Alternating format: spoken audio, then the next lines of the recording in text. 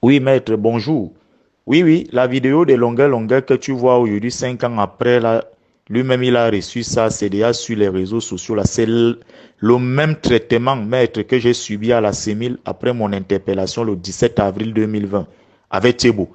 Maître, j'ai souffert. C'était 5000 fois plus que ce que longueur longueur. Et c'est comme ça, on te bloque les deux pieds en dessous de la chaise.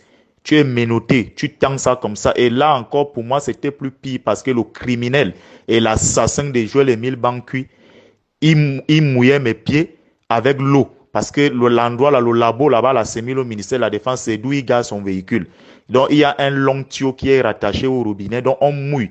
On me dit, donc tu ne veux pas parler, hein, tu ne veux pas dire qu'il t'avait envoyé des appelés à l'insurrection. On te tape avec la matière et moi, j'étais menotté. Donc, c'est le même traitement que ces criminels utilisent. À ton fac filmait, l'ancien secrétaire général du ministère de la Défense filmait, le criminel et l'assassin Joël Émile Banqui lui-même filmait et il avait dit que si ce n'est que pour moi, il mettra ça sur les réseaux sociaux, même s'il faille qu'il aille en prison. J'espère qu'un jour, maître, ma vidéo sortira aussi. Quand tu me vois là, je suis en larmes. C'est comme ça que j'ai souffert, maître, en 2020. Je te jure, c'est comme ça. Ils m'ont tapé au ministère de la Défense, comme tu vois longueur, longueur là. C'est le même sort qui m'a été administré. Et on me demande, saute, saute, saute, saute, saute. J'ai dit, tu as planté des pieds enfle comme les pattes d'un éléphant. Demande à Maître Sim. Il avait vu les hématomes. Même le lieutenant-colonel qui nous avait reçus au camp EYAP, il m'avait posé la question si vous êtes des braqueurs. J'ai dit non. Quand il a dit tu es journaliste, qui t'a fait ça? Il dit Banqui, il a secoué la tête. Même l'ancien commissaire du gouvernement, Ongono Tade, était dépassé de ce que j'avais subi. Donc c'est comme ça. Un jour, un militaire humain enverra aussi ma part de vidéos comme ça là. Là-bas, peut-être, vous n'aurez même pas le courage de regarder ça jusqu'à la fin. Et lui-même me filmait, ce criminel de Joël Émile Banqui m'a dit, si c'est pour toi, je vais mettre ça sur les réseaux sociaux, même si je vais en prison. Et la pire des choses, ce qui est choquant, c'est que quand on me tape, il dit, c'est monsieur que vous voyez, si je lui donne 5000 francs là, il ira dire que je l'ai corrompu. J'ai dit oui. Il a dit, tapez-le. Je ne suis pas dans tes histoires où tu insultes le bandit qui est à la tête de la Fédération camerounaise de football. Parce que ce bandit-là a aussi la vidéo de ma torture. Parce que plusieurs hauts responsables, soi-disant hauts responsables de ces pays, ils les avaient transmis la vidéo en question. J'ai souffert. Mais, comme Dieu ne dort, ma vidéo va se retrouver sur les réseaux sociaux. Ce qui est sûr, un militaire humain, finira par la balancer. Parce que le personnel civil de la CEMIL me filmait. Celui qui est actuellement, qui on dit qu'il est le chargé de la communication du ministère de la Défense, était là, il me filmait. L'ancien secrétaire général, je ne sais pas s'il y est encore, du ministère de la Défense était là. Beaucoup de personnes filmaient. Ce qui est sûr, le Seigneur va aller toucher le cœur de l'un d'entre eux. Et cette vidéo va se retrouver sur les réseaux sociaux. Quand vous allez voir ce que j'ai subi à la CEMIL, je pense que beaucoup d'entre vous n'auront même plus le goût de manger soit la viande. Peut-être, ils vont faire, ça dit que, je ne sais pas, vous allez entrer en jeûne. Parce que ce que j'ai subi, on ne peut pas traiter un humain comme ça. Et les machettes en question, elles sont limées. Tant pis pour vous quand on vous tape. Elles peuvent même vous couper les orteils. Ils s'en foutent. Il avait dit, je vais te renvoyer en prison.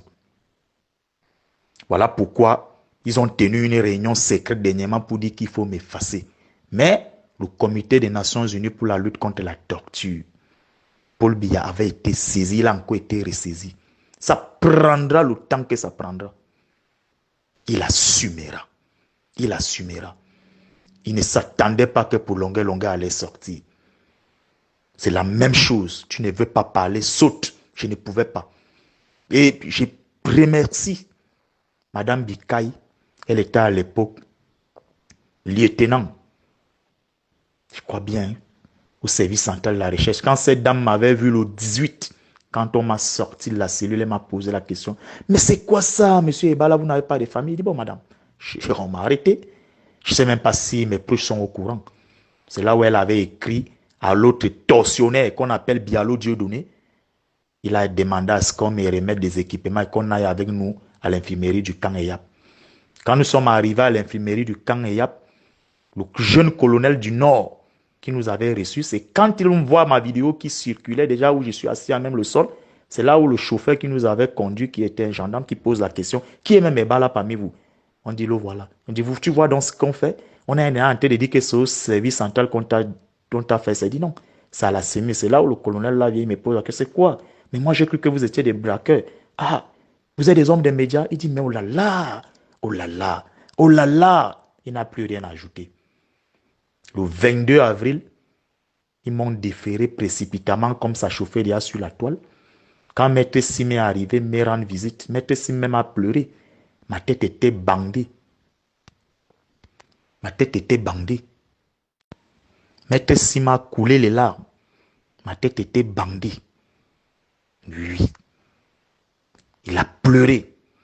J'étais comme une momie égyptienne. Je marchais sur mes orteils. Quand je suis arrivé dans le bureau de M. Ongono Tadi, l'ancien commissaire du gouvernement, première question quand il m'a vu entrer dans son bureau, il a dit, mais monsieur, pourquoi votre tête est bandée? Pourquoi vous marchez sur vos orteils? J'ai dit, c'est ce qu'on m'a fait là. C'est midi qui vous a fait ça. J'ai dit, c'est Banqui. Il dit, oh là là, cet homme, prend-il la vie humaine comme quoi? Est-ce que vous êtes un déchet? Il dit, ah non, non, non, ramenez-le. Allez le soigner. Quand il sera dans une bonne posture, ramenez-le. Oui, oui, oui. C'est ça que j'ai subi. Aujourd'hui, j'ai un début d'arthrose qui m'a été détecté depuis le 18 septembre 2024 dans un centre médical privé. Et c'est à cause de cette torture que j'ai subie à la CEMIL. Je préfère m'arrêter. Et comme les voies de Dieu sont insondables, comme je suis un enfant de Dieu, je sais vraiment Dieu. C'est lui qui m'a filmé, s'appelle Ombede Joseph Marie, qui est un indique de la CEMIL. Il a 2 pistolets et il a la carte de la CEMIL.